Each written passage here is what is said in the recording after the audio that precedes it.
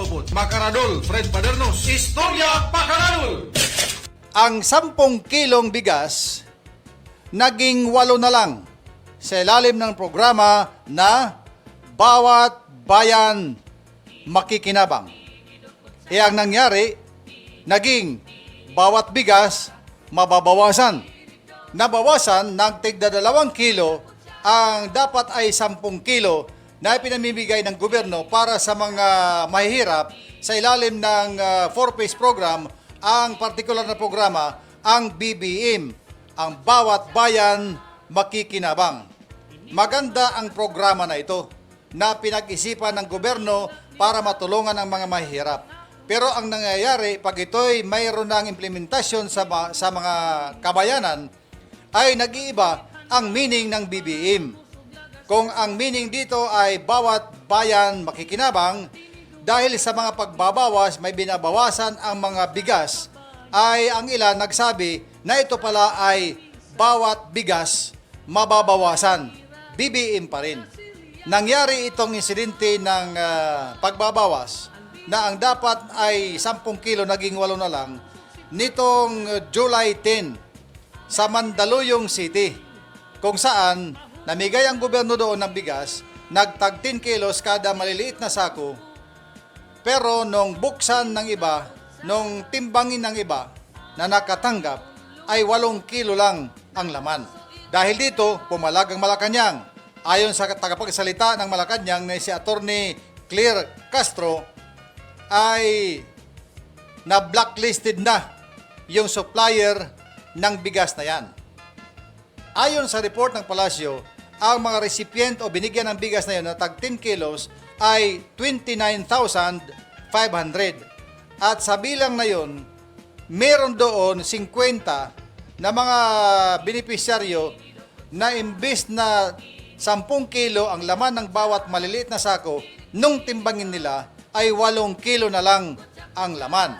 Ayon sa report ng Palasyo, ang supplier ng bigas ay humingi ng dispensa at bilang kanyang paghingi ng pamanhin sa mga biktima ay magbibigay siya ng tig 10 kilo doon sa 50 na mga nakulangan ang bigas.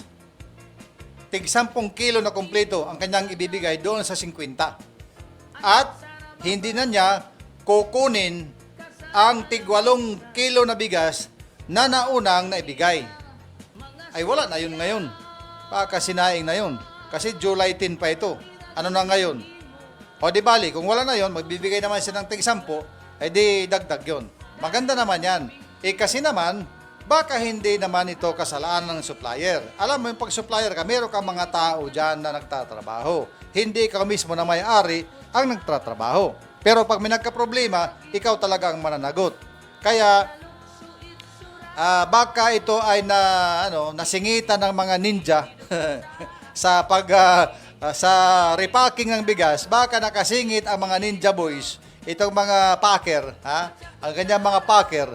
Baka nakasingit ang mga ninja at nag-savings din ng tagda 2 kilo mula doon sa 50 kasako.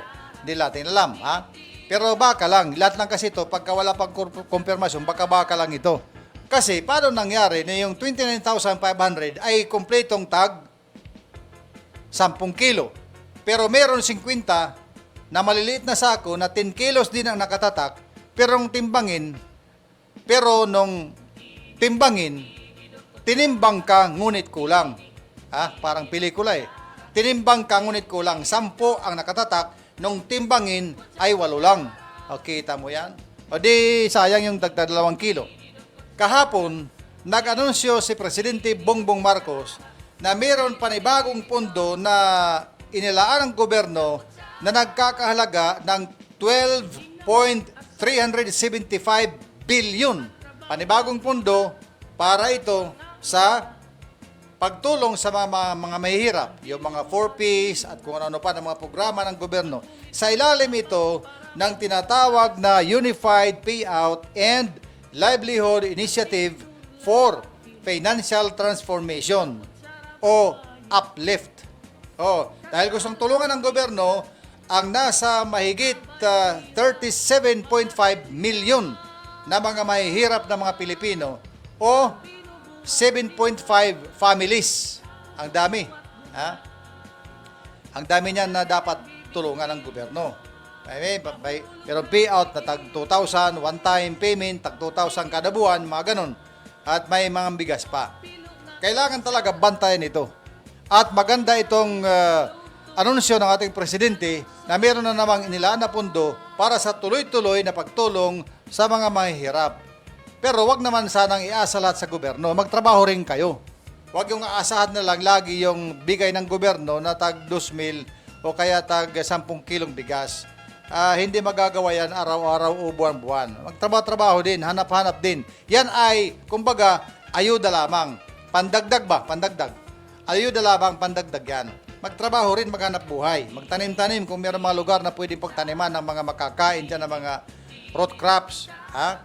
Dapat siguro, sa programang ito na pamimigay ng bigas, ay involved na ang Department of Trade and Industry. Bakit? O kung sino man dyan, na sa bawat pabibigay ng bigas, kung hindi man on the spot, mas maganda on the spot para makakatimbang yung mga tao. Kung saan may venue dapat ng bigayan ng bigas, ay mayroon doon public weighing scale na titimbangin ang bigas dala ng tao bago ito umalis para masiguro na kumpleto yung kanyang bigas. Kung 10 kilo, hindi dapat 10 kilo. Bantayan mabuti ng gobyerno ang programang ito dahil maraming makakalusot, maraming anomalya ang pwede mangyari dyan. Kaya nga ito, mabuti nga ito at may nagreklamo, ay baka ang ilan dyan, shout out sa mga nakatanggap ng bigas, baka ilan sa inyo dyan ay naka-experience ng ganyan na 10 kilos pero binawasan or bawas, hindi kumpleto yung bigas. Magsasalita din kayo. Magsalita din kayo, magreklamo kayo para at least yung gobyerno malaman nila na may nangyayaring anomalya nang may imbestigahan at nang ma-implement at nang may patupad ang mga bagong sistema para masiguro na wala nang mangyayaring mga ganyan na bawas bigas. Dapat ang gobyerno dito ay talagang nakatutok. Siguruhin ito na programa na maimplementa ng maayos para wala ng bawas bigas sa mamamayan at nang maging maayos ang programa na bawat bayan makikinabang. At yan ang ating mga karadol na balita dito sa ating programa Istorya Pakaradol. Dito lang yan sa Radyo Abante is JTV. Paki-like, share, and subscribe. Paki-bash na rin para sa mga bashers na ayaw talaga tumigil, kababash. O sige, paki-bash na rin. Pero may puso rin ako na marunong masaktan. Alalahanin ninyo, may puso rin ako. Dahan-dahan kayo dyan. Sige mga bashers, shout out na rin sa inyo mga bashers. Wag puro bash. Comment din naman ng maganda pag may time. Mga natin dito, mga usapan, walang personalan dito. Lahat ay mga balita naman ito. So sige sa mga followers, salamat, sa mga nagla-like, sa mga nagha-heart, at maging pati na rin sa mga bashers. Bash-bashan nyo naman ako, babas-basan nyo naman akong ganyan eh. Sige, abangan ang susunod na mga balita dito lang yan sa Radyo Abante is JTV. Ini dot kutsara